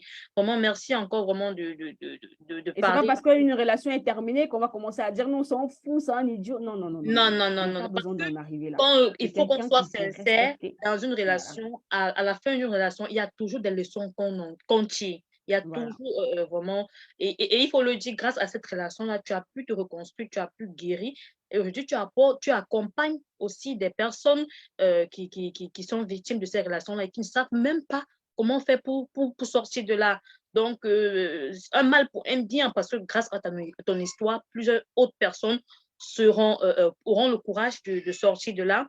Mais malheureusement, certaines ne sauront même pas comment faire, par où commencer afin de quitter cette relation-là. Et j'ai envie de te demander, as-tu, par exemple, un programme d'accompagnement pour celles qui ne savent même plus comment faire, qui ont déjà essayé par leurs propres moyens et qui n'arrivent pas? À ces personnes-là, que peux-tu leur dire? Voilà, peux-tu les accompagner? Si oui, comment et, et où est-ce qu'elles peuvent te contacter? Voilà. Donc, il faudrait savoir que je ne travaille pas uniquement avec les personnes victimes de relations amoureuses toxiques. Je travaille avec toutes ces personnes-là qui, à cause d'un problème, ne sont plus performants ou alors ont perdu carrément leur valeur et leur identité. C'est le cas d'un contrat que j'ai eu à signer il y a de cela quelques jours d'une Oui, personne qui avant avait beaucoup de top niveau dans son business et qui aujourd'hui est complètement redescendue à cause oui, de deux, trois choses qui sont passées dans sa vie. Donc, il y a des personnes comme ça qui n'arrivent plus à retrouver qui elles sont. Je travaille avec ces personnes-là et en supplément, je leur apprends également à gagner de l'argent. Maintenant, revenons à la partie mindset, à la partie retrouver qui on est. J'ai un programme que je mets sur pied, c'est Moment intime avec moi-même qui s'appelle Miam. Et grâce à ce programme-là, j'amène les personnes à retrouver en quelque sorte qui elles sont véritablement. Parce oui, qu'au fond de chacun de nous, il y a la vraie personne qu'on est. Il y a nos valeurs, il y a nos envies, il y a notre mission de vie, il y a notre vision. Et il faut revenir à cela. À chaque fois qu'on est sur le chemin de sa mission de vie, on est en joie parce qu'on sert les autres. On est en joie parce qu'on s'arrange à être plus pour donner plus. On ne peut pas donner plus quand on est soi-même down. Il va falloir aller détecter ce qui ne va pas. Il va falloir mettre sur pied un programme pour pouvoir s'en sortir. C'est le cas d'une personne avec qui j'ai travaillé, Stéphanie, qui se retrouve du côté de Yaoundé, qui m'a contacté en me disant je passe de relation toxique en relation toxique à relation toxique. Il a été question pour moi que je lui dise il faut que tu arrives à découvrir déjà pourquoi tu passes d'une relation à une autre. Tu ne peux pas mettre fin à une relation et puis 2 semaines plus tard, tu es à nouveau dans une relation, il y a quelque chose qui ne va pas. Pourquoi tu as exactement. besoin à chaque fois de te retrouver dans une relation? On a pris un moment pour travailler sur soi et pour travailler sur elle. Et aujourd'hui, elle s'est stabilisée. Et dans son cas, c'était très grave parce qu'elle avait des enfants. Je lui disais, mais tu ne peux pas prendre tes enfants pour les pas. Aujourd'hui, elle voit tel visage, le visage de papa. 2 semaines plus tard, c'est le visage d'un nouveau papa. Il Non, faut c'est faire pas très bon attention. du tout. C'est traumatisant même pour les enfants. Voilà. Donc, il a fallu qu'elle arrive à challenger certaines de ses peurs. Et généralement, parmi les peurs, il y a le qu'en dira-t-on? Comment les autres vont penser de moi? Elle se disait Le comment ma regard des famille, autres. Le voilà, regard des autres. comment ma famille va me regarder et tout ça. J'ai dit stop, tu ne vis pas pour ta famille.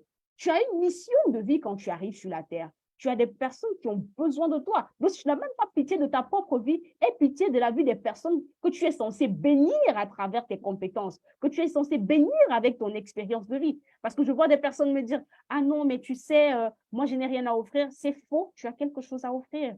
Tu as ton Exactement. histoire que tu peux raconter pour bénir des personnes. Quelqu'un Voilà. comme moi, particulièrement, je ne suis pas bénie quand quelqu'un va me parler de façon théorique, qui va me dire que non, selon la science, c'est ci, ça. Je suis plus bénie quand quelqu'un va me raconter son histoire, quand elle va m'ouvrir son cœur, quand elle va me dire, moi aussi, j'ai été vulnérable à un certain moment donné. Donc, il y a des personnes qui attendent que vous puissiez ouvrir votre bouche pour les bénir avec ce que vous avez à dire. Donc, il Voilà. est question d'amener ces personnes-là à se recentrer sur elles-mêmes, à Voilà. sortir de ce que j'appelle un couloir de transition, parce que quand on sort d'une relation amoureuse, on peut rester dans un couloir de transition pendant longtemps. J'ai eu des personnes dire, je vais plus me marier, je vais jamais faire d'enfants et tout ça. La peur de se remettre en couple, en fait, aussi Voilà. simplement. Voilà. Et tu fais bien de parler de cette mission de vie que toute personne qui est sur cette terre a. Voilà, parce qu'on n'est pas sur terre au hasard. Dieu nous a créés parce qu'il attend quelque chose de nous et on a une destinée qu'on doit accomplir. Et parfois, les aléas de la vie nous font parfois penser que, voilà, on n'a pas vraiment un but sur cette terre. Non, peu importe qui vous êtes, vous avez un peuple qui est attaché à votre vie et vous avez le devoir de les aider. Et comment les aider si déjà vous ne vous connaissez pas vous-même?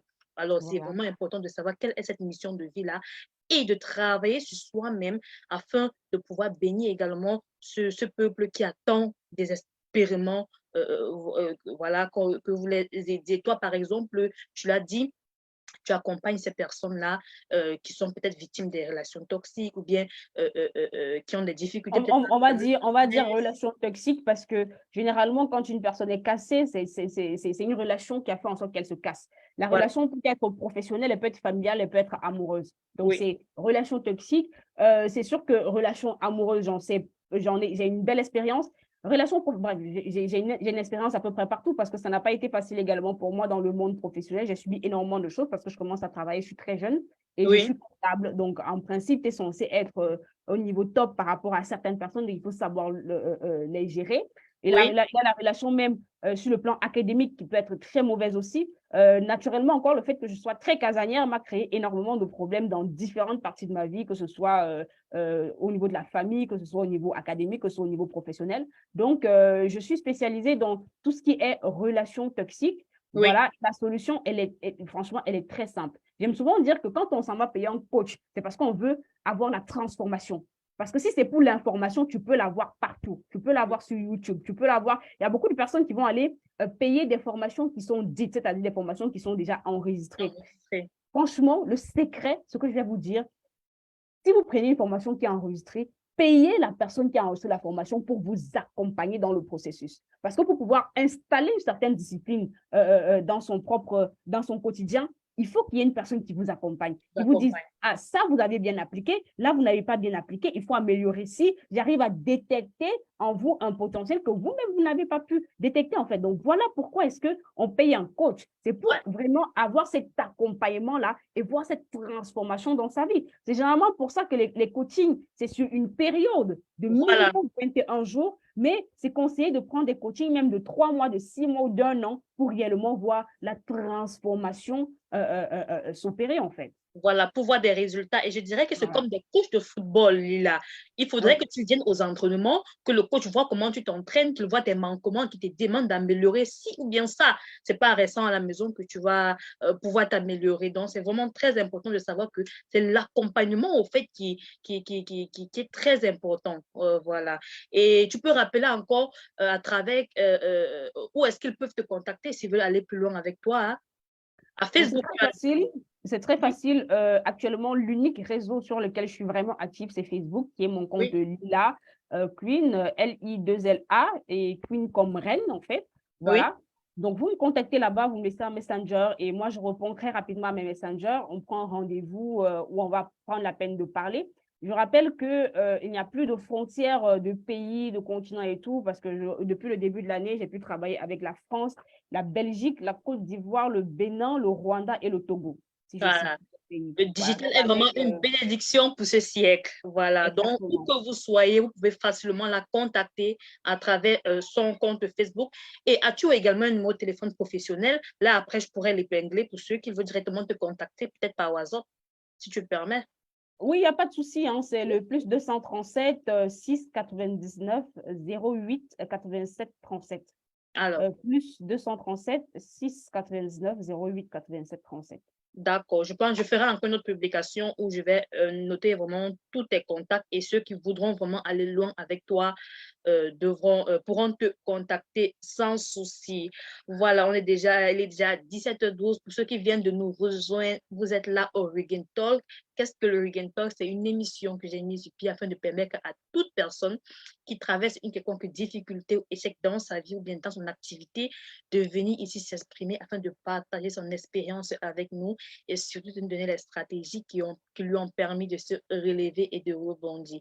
Et le thème d'aujourd'hui, c'est comment faire pour se relever avec une relation amoureuse, après une relation amoureuse toxique. Et notre invitée, la coach de la Queen, nous a beaucoup édifié aujourd'hui. Elle nous a parlé de ces difficultés qu'elle a rencontrées et comment est-ce qu'elle a fait pour se relever et guérir complètement. Voilà. Alors, je pense que en ce moment, il reste à peu près 15 minutes. Et si quelqu'un a une question, je vais faire un peu le tour des commentaires là, Facebook pour voir s'il y a des questions.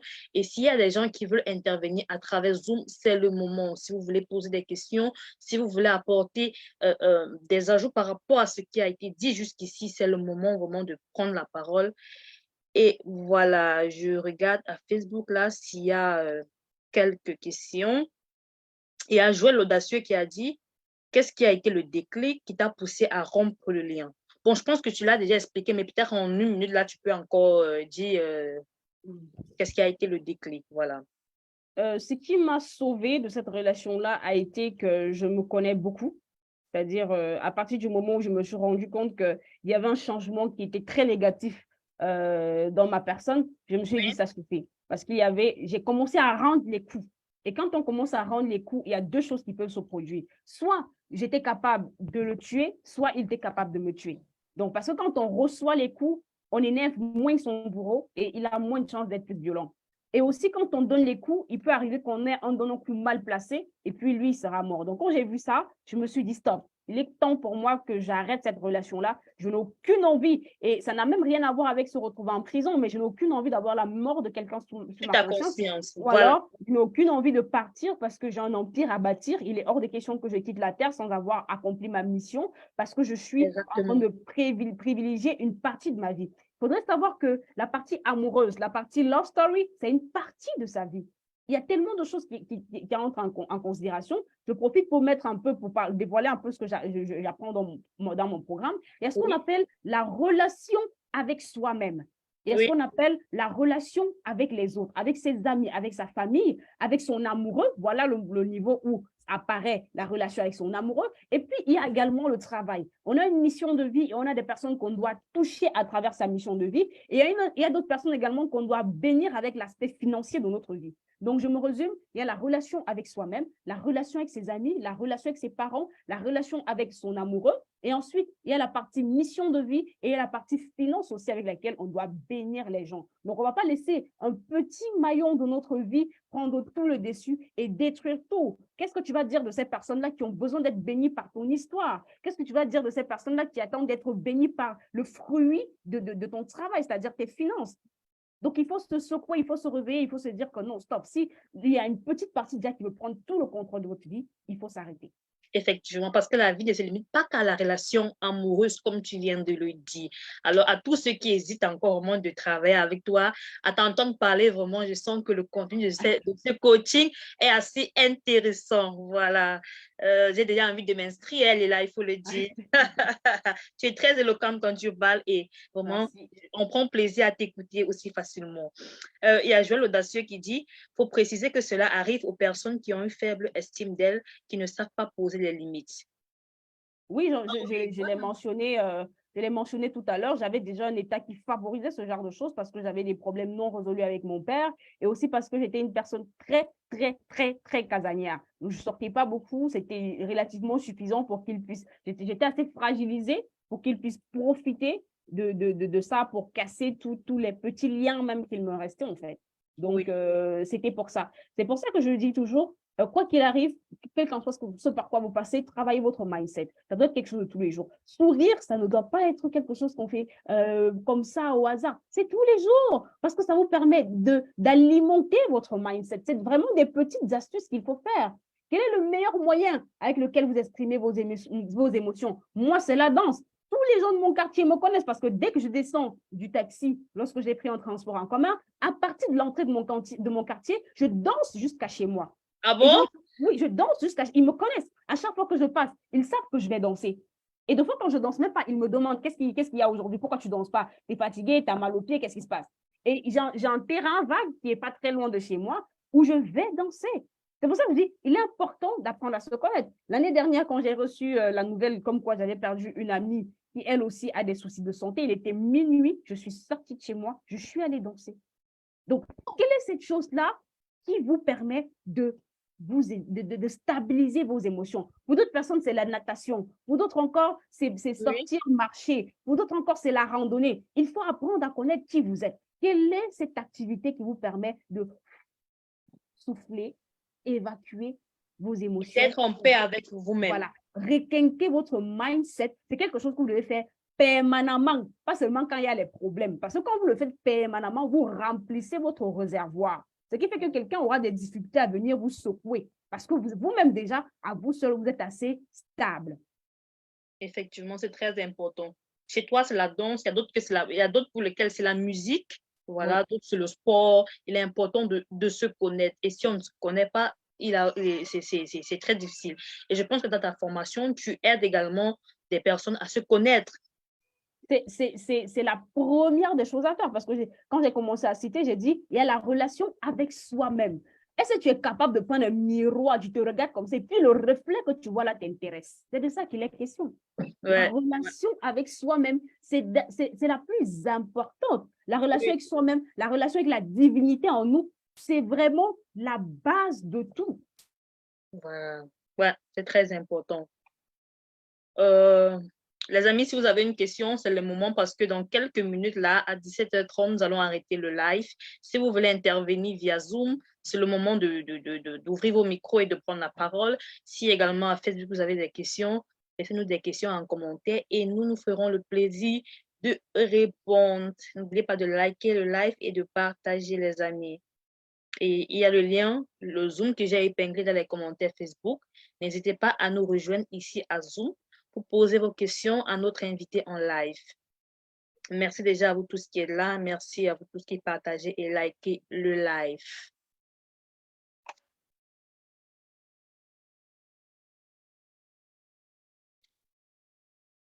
Et du coup, Lila, j'ai envie de te demander, et tes formations, à n'importe quel moment, on peut te contacter exactement, commencer avec les formations ou bien il y a une période de début. Je ne sais pas si tu comprends ma question. Oui, je comprends effectivement ta question. Généralement, ce que je fais, c'est que quand une personne me contacte, il est d'abord question de savoir si mon accompagnement peut lui être utile. Je ne suis pas là pour vendre. Même quand je prends des personnes uniquement en coaching business, c'est-à-dire qui n'ont pas, même si je me dis que chaque fois qu'on a besoin de grandir, on a besoin d'être accompagné au niveau du mindset, je dis toujours, je ne suis pas là pour prendre l'argent. Il est question déjà que je sache quel est le problème et si je peux intervenir. Si je ne peux pas intervenir, je vais probablement vous envoyer voir une autre personne qui va mieux vous aider. Parce qu'il y a ce qu'on appelle les maladies psychosomatiques qui peuvent arriver, qui n'ont rien à voir avec le physique. Et quand c'est déjà dans ce cas-là, il va falloir associer à l'accompagnement les services d'un thérapeute, d'un Oui, psychologue ou alors d'un psychiatre. Voilà. un Donc, expert du domaine. Voilà. voilà, il est question d'abord de faire un premier diagnostic, de voir si je peux vous accompagner. Et dans le cas où je peux vous accompagner, il y a un programme qui peut être mis sur pied explicitement pour vous. Parce qu'il y a ce qu'on appelle le coaching de groupe et puis il y a le coaching individuel. Le coaching de groupe a les dates de début. Comme en ce moment, je commence un coaching lundi qui Oui, permet aux personnes qui ont du mal à vendre leur formation en ligne, aux coachs qui ont du mal à vendre leur formation en ligne, à créer un business stable et rentable, capable d'attirer des clients à plus de 1 000 € par mois. Ça, par exemple, ça commence le 10 avril et se termine le 30 avril. oui. Après, il y aura une autre session qui sera lancée. Voilà. Mais il y a également ce qu'on appelle le coaching individuel. Donc, quand vous arrivez, après avoir écouté votre souci, après avoir fait un diagnostic, après avoir présenté un plan de travail, vous pouvez choisir d'avoir un accompagnement totalement individuel, indépendamment de l'accompagnement de groupe.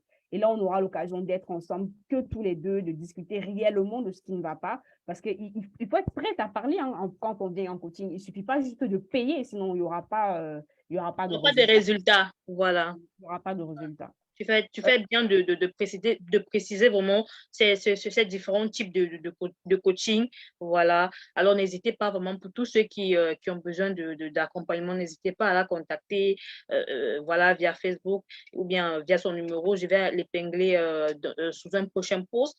Voilà. Si vous êtes encore dans ces relations toxiques, il est temps vraiment de sortir de là. Si vous ne savez pas comment faire, les lacunes et la personne idéale qui vous permettra vraiment de vous relever de là. Et si vous avez même des difficultés financières et que vous dites, si vous quittez de là, vous n'allez pas vous en sortir, il est important de savoir qu'elle peut également vous aider à créer des rivières financières afin que vous puissiez être indépendant d'eux et être également épanoui émotionnellement. Alors, bientôt, dans quelques minutes, l'émission tire à sa fin. Il faut dire, je n'ai même pas vu le temps passer tellement je prenais du plaisir à t'écouter. C'était tellement intéressant. Mais malheureusement, comme toute chose, ça doit avoir une fin. Et directement, j'ai envie de te demander quel est ton mot de fin. Qu'est-ce que tu peux dire vraiment à tous nos internautes pour clôturer cette émission, Léla? Déjà, je vais te remercier de m'avoir invité. C'est sûr que la première fois que j'ai décidé de parler de mon histoire, c'était en juin de l'année 2022, c'est-à-dire l'année dernière, où j'ai décidé de parler de mon histoire. C'était pendant un talk organisé par Kamada, à qui je fais un big up. Voilà. Et ça a été pour moi le déclic de comprendre que j'avais cette possibilité-là d'être la voix dans des situations où beaucoup de femmes n'aiment pas en parler, parce que même quand les femmes sont sorties de cette relation-là, elles ne veulent pas en parler, elles ont peur de quand dira-t-on, ah, mes amis du lycée vont me voir, qu'est-ce qu'ils vont penser et tout ça. Et je suis contente d'avoir la force de faire ce que je fais parce que depuis juin 2022, j'ai été invitée vraiment par beaucoup de personnes pour parler de cette thématique-là. Donc, c'est un plaisir pour moi de m'adresser à ta communauté. Et ma prière est que ton live puisse toucher une personne. Parfois, j'ai juste besoin d'une seule personne qui a besoin de voir cette émission-ci pour pouvoir se relever. Parce que comme on aime souvent dire, une seule vie sauvée, c'est beaucoup plus en fait, parce que cette personne-là, elle a une mission de vie, elle a des personnes à bénir à travers son histoire et à travers sa mission de vie. Maintenant, je vais m'adresser aux personnes qui sortent des relations amoureuses toxiques. Vous faites sortir d'une relation toxique depuis longtemps et que vous peinez à retrouver clairement qui vous êtes. Le temps ne va pas vous aider. Ce n'est pas en laissant passer le temps passer que vous allez pouvoir vous en sortir. Prenez des accompagnements chez des personnes qui peuvent réellement vous apporter un plus. Faites-vous accompagner, retrouvez le chemin de vos rêves parce qu'il y a des personnes qui attendent d'être bénies par vous. J'insiste là-dessus, c'est très important. Des fois, les gens attendent que Dieu descende du ciel pour nous aider, alors qu'il a déjà mis tout en nous. Par exemple, il aurait pu nous donner des tables, mais il a donné des arbres pour que nous puissions, à travers notre intelligence, pouvoir transformer ces arbres-là en tables. Donc, nous sommes nous-mêmes la solution au problème entre nous-mêmes. Tâchons de pouvoir challenger nos peurs et de pouvoir parler pour pouvoir guérir soi-même de certaines douleurs qu'on a, sensibiliser pour éviter à certaines personnes de tomber dans les pièges dans lesquels on est tombé et également dénoncer. Donc, ce sera comme ça mon mot de la fin. Vous êtes une bénédiction pour vous-même, vous êtes une bénédiction pour les personnes de votre entourage. Voilà, merci infiniment vraiment pour cette très belle sortie. Merci d'avoir accepté de venir à l'émission Regain Talk afin de parler de cette expérience-là et d'édifier beaucoup de personnes. Et dans cette émission, vraiment, on a pu découvrir que tu as plusieurs casquettes. Voilà, tu es tellement polyvalente. C'est fou ce que tu fais. Réellement, je me demande, mais comment est-ce qu'elle parvient à faire tout ça? Tu es chroniqueuse et puis tu es coach de vie, tu es coach business et tout et tout. Vraiment, beaucoup de courage à toutes tes entreprises et qu'elles se fructifient. Merci à tous ceux qui ont pu assister au Regain Talk.